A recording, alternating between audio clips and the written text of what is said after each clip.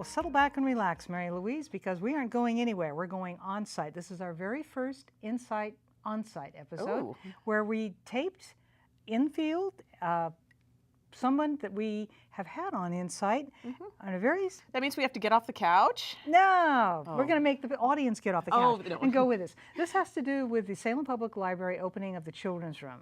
Yes, it was closed, it seemed forever, right? That is such a great place. It is, we went so long to see. I know, and when remodel. I know, and when B.J. Toohey, the administrator of the whole library, was on InSight with us, I remember she took us on a tour. It was so empty, and gave us a preview of what was to come. Exactly. Well, this is all about what actually happened. This is the grand unveiling of the children's room, and we even have an interview with the artist who created the unbelievably beautiful, outstanding. So, she's got so much energy. She does. She's a wonderful person, and she took the time from climbing on ladders and using a drill and getting all of the beautiful critters she made to go into the trees that she created on Don't reveal any of the secrets. All right, let's go there. Okay, let's. InSight on site. Here we go. See you in a minute.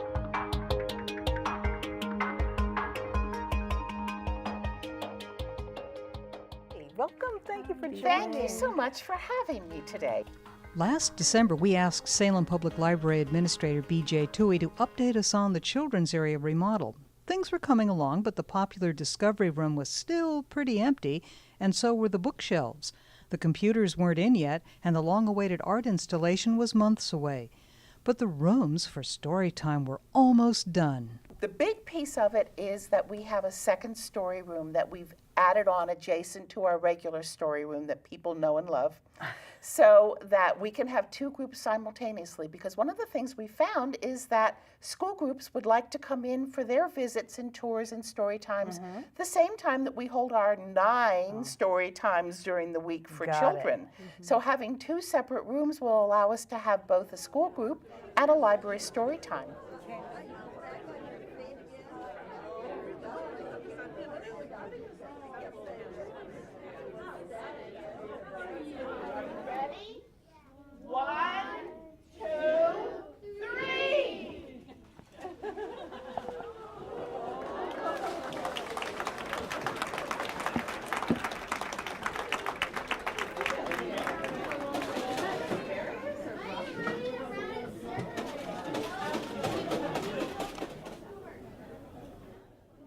The children's area looks great now.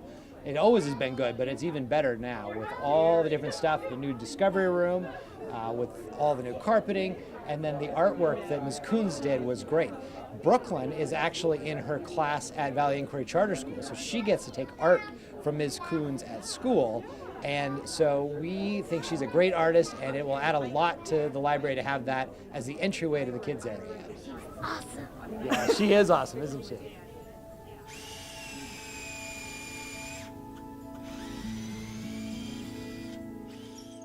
I'm just placing and sighting all the little limbs and all the ceramic animals that I've been building and fabricating for months.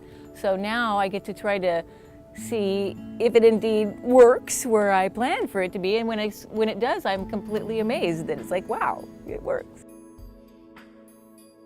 Because of the size of it, you can't take it in with one fixed position. You need to wander and come at it from many, many different oblique angles.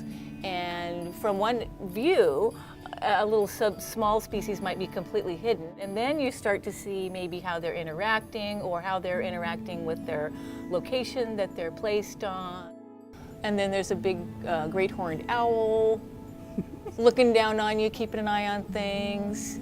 Downstairs, there's a large, very commanding osprey up on a perch up high. And then behind the osprey adult is the osprey baby, but on a nearby branch is a lone Townsend chipmunk that seems to be challenging the seniority of the osprey. And then there's a robin just behind it kind of going, what the heck do you think you're doing? You know, you shouldn't be doing that. You know, it kind of reminds me of W.C. Fields or something, doesn't he? I don't know. You start with a lump of clay, and you get the general form going, and then at some point, they just sort of start taking off on their own. This is a flicker, and several things about this guy that I like. Just the nature of the markings on the flicker lent themselves to being translated into carved pattern. So rather than just spots, I mean, these are actually carved dimples, which was fun to do. It's built strong enough to age and while being touched. So it can become kind of a friend. The more you get to know something, you have a rapport with it, and hopefully children will have a rapport with all the different birds, mammals, there's some amphibians, reptile or two. So yeah, and have it last and have it be a kind of a friend that they know.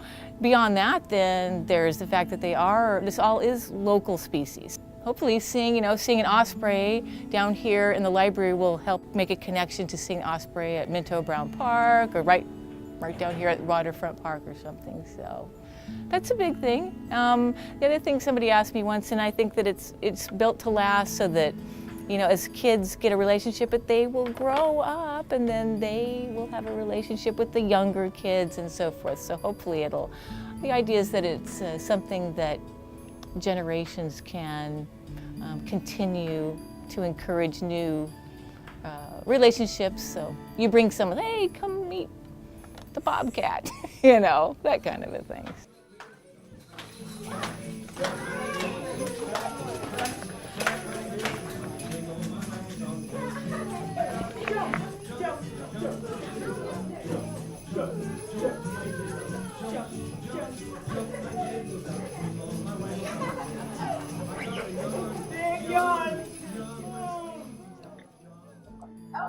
Fluffy and Skinny wash their paws.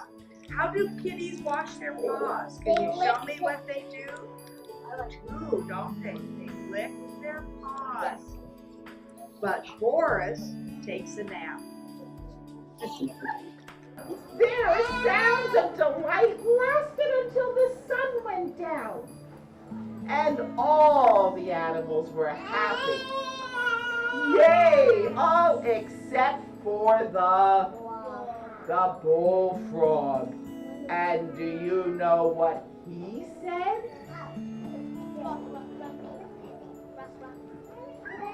I already read it. Read it. Read it. Read it. Read it.